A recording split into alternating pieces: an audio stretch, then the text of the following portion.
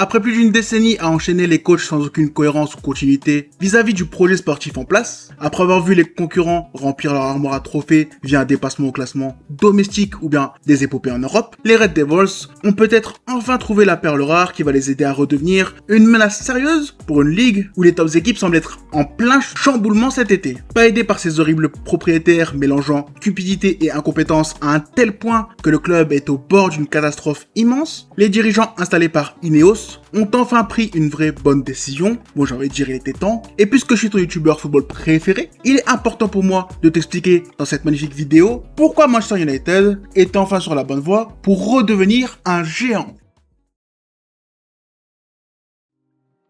Club parmi les plus titrés d'Angleterre et d'Europe, ayant construit sa légende sur les terrains mais aussi en dehors, Manchester United n'est aujourd'hui plus que l'ombre du géant qu'il était autrefois. Détruit par l'avidité de propriétaires américains favorisant la montée des revenus générés à défaut des performances sportives, jusqu'à aller confier tout le projet à un banquier d'affaires qui t'a permis de tuer le club en le faisant crouler sous les dettes, les dernières années des Red Devils, sous la coupe des Glazers, n'étaient pas des plus plaisantes à suivre. Mais à force de traire la vache sans jamais la nourrir, le club déjà devenu la risée du monde du football, a vu son standing baisser d'un cran, tuant la progression économique installée sous Woodward, puisque sur le terrain, l'équipe enchaîne les saisons remplies d'humiliations, ne se qualifiant même plus pour la plus prestigieuse des compétitions. Un problème majeur pour des propriétaires dépendants des dividendes afin de s'enrichir. Pour la première fois depuis le rachat, le club montre de vrais signaux de déclin vraiment inquiétants, et surtout, de nouveaux problèmes vont venir frapper ceux qui n'ont jamais voulu mettre la main à la pâte. Infrastructure en ruine, masse salariale complètement dingue, stade infesté de rats et plus du tout au niveau des concurrents, le chantier qui s'annonçait sur les prochaines années était tel que la famille a finalement décidé de refiler bébé au plus offrant. Une vente progressive des actions qui va finir par tomber dans les mains d'un autre idiot du monde du football, Ineos. Fort de leur expérience ratée en Europe dans le monde du football, ils arrivent avec un contrôle quasi total sur le sportif. Et en 2 ans, ils vont prouver qu'ils n'étaient pas du tout prêts en enchaînant les décisions plus stupides les unes que les autres. Choix de coach basé sur la hype et le charisme plutôt que l'identité tactique, par exemple, je sais pas. Achat de joueurs via suggestion de coach sans jamais vérifier le profil ou bien même le deal en place. Prolongation de contrat alors qu'aucun objectif n'a été atteint, résultant dans des dépenses absolument dingues, dans des compensations de licenciement à peine quelques semaines plus tard. Si la gestion sportive était déjà immonde, Ineos va simplement rajouter une incompétence qui va impacter grandement les finances, forçant des coupes budgétaires insensées à tous les étages. Sous leur contrôle, Manchester United est donc devenu un club du bas de tableau, même pas qualifié pour la Ligue des Champions, avec un effectif construit sans aucune cohérence et de très nombreux problèmes en interne qui vont cette fois avoir de lourdes conséquences sur la saison. Victime d'un Portugais refusant d'accepter ses erreurs dans ses choix tactiques, facilitant la destruction de son bloc par les adversaires, menant une guerre interne intense avec quelques membres de son vestiaire et les dirigeants refusant de le reconnaître comme le manager en charge, Manchester United va vivre une première partie de 2025-2026 remplie d'échecs et d'humiliations, notamment en coupe avec une défaite contre une équipe de basse division anglaise. Une situation catastrophique pour toutes les parties, qui va mener au licenciement de Ruben Amorim dès les premiers jours de 2026. Le coach perdant petit à petit la raison allait mener le club à la ruine purement et simplement par ego, une situation absolument prévisible depuis le début de l'été, mais que les dirigeants vont le laisser traîner, comme d'habitude, puisque c'est un schéma que l'on a déjà retrouvé avec un autre échec en coach, Erik ten Hag. Sauf que cette fois, problème, tout est différent puisqu'aucun coach n'est intéressé ou intéressant pour prendre la suite. Les dirigeants doivent donc trouver un successeur au plus vite collant aux limites économiques et aux exigences sportives et après mûre réflexion, ils vont confier les clés à un intérimaire qui va faire bien plus que sa simple mission de redressement. Lorsque Manchester United annonce la nomination de Michael Carrick au poste d'entraîneur, beaucoup se sont interrogés sur le choix fait. Mais pour une fois, le chemin de pensée des dirigeants était le bon. Cherchant un homme capable de reprendre le vestiaire qui vient de vivre 6 mois difficiles pour le relancer au plus vite, Barada et ses compagnons vont favoriser un profil qui a déjà entraîné en première ligue, qui a déjà mené Manchester United vers le succès, et donc qui n'aura pas besoin d'un temps d'adaptation avant de comprendre sa mission. 3 profils vont donc se distinguer comme favoris pour le job, Solskjaer, Van Nistelrooy et Carrick sont 3 coachs libres collant à la description, les 3 ont marqué l'histoire sur le terrain comme sur le banc, et les 3 sont intéressés pour le job. Des réunions vont donc s'enchaîner pour estimer lequel serait le meilleur choix. Omar ira même jusqu'à demander l'avis de Sir Alex Ferguson, et contre toute attente, c'est l'ancien milieu anglais qui va remporter la course. Un choix légitime, basé sur son expérience, les besoins du groupe, mais aussi et surtout sa compréhension de ce qu'il attend. Carrick n'est pas le nouveau visage de Manchester United, il est une solution temporaire qui doit s'accommoder de ce qu'il a. Un soldat acceptant sa place sans forcer, et ça c'est quelque chose qu'il sait parfaitement faire. 4 ans plus tôt,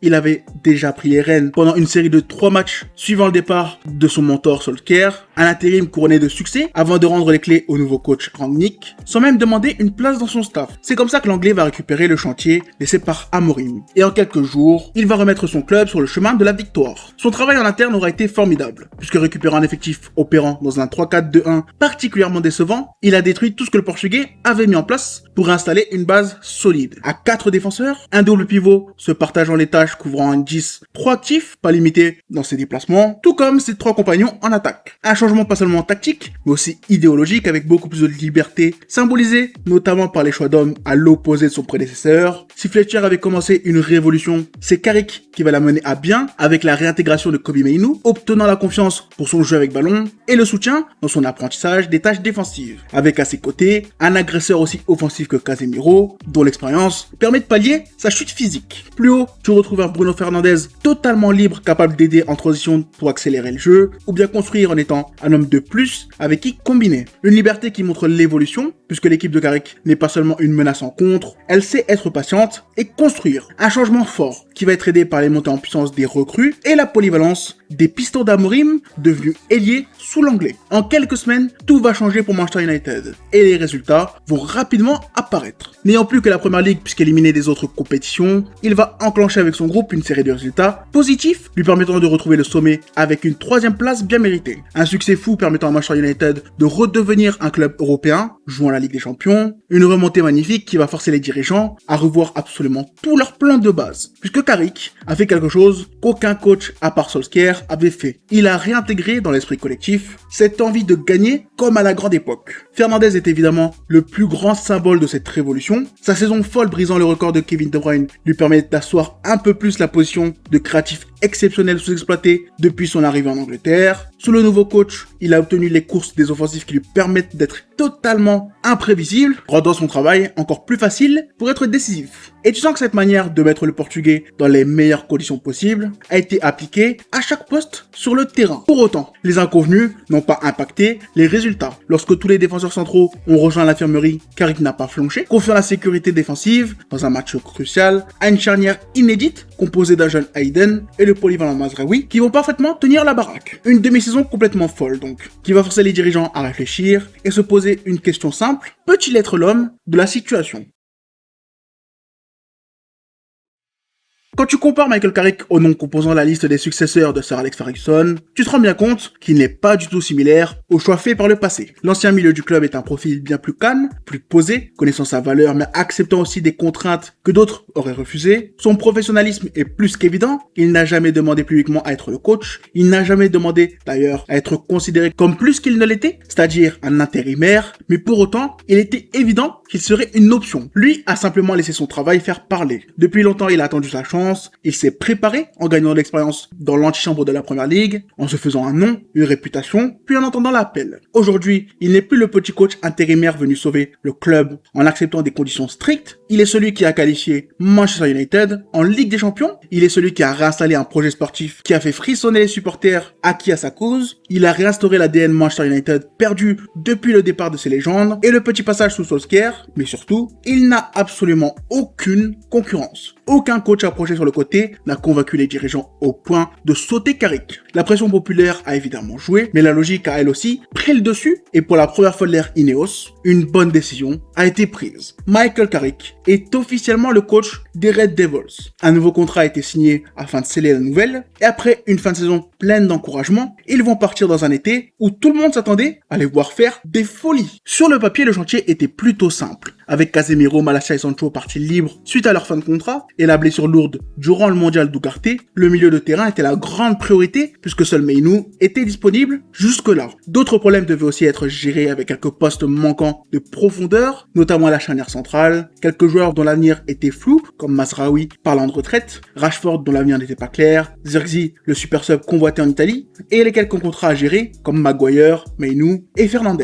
En perdant ton leader de milieu de terrain, tout le monde s'attendait à voir Manchester United vivre son premier transfert à plus de 100 millions et les pistes le laissaient clairement penser. Anderson, Tonali, Guimaraes, Baleba, Tchouaméni, Koné, Fernandez et Scott ont tous évidemment été approchés et beaucoup ont évidemment cru qu'un gros coup allait avoir lieu. Mais contre toute attente, aucun n'aura débarqué à Carrington. Et les dirigeants vont plutôt aller chercher André Santos comme option principale, avec un profil collant parfaitement aux besoins du coéquipier de Mainoo, et Tielemans apportant expérience, contrôle et qualité technique. En 2 recrues, les dirigeants ont dépensé moins que pour une seule grosse faite par ses concurrents, mais surtout, ils ont parfaitement réussi à améliorer le poste en choisissant des profils mélangeant qualité et polyvalence. Une preuve supplémentaire du chemin tracé par Carrick. Mais une crainte forte pour les supporters qui, après avoir vu ces 2 recrues et un gardien remplaçant débarquer, n'ont toujours rien à se mettre sous la dent. En dehors des portes de sortie trouvées au gardien remplaçant et sa jeunesse, les Red Devils n'ont pas fait beaucoup de bruit, si ce n'est avec le transfert annulé d'Ederson en provenance de l'Atalanta. Tu sens que le profil du Brésilien n'était pas totalement convaincant, le deal n'a pas non plus été 100% en leur faveur, forçant un retrait du club malgré des négociations menées à bien avec toutes les parties. Une preuve que ce n'est pas l'argent qui manque, mais bien les opportunités. Actuellement, le club est en parler avec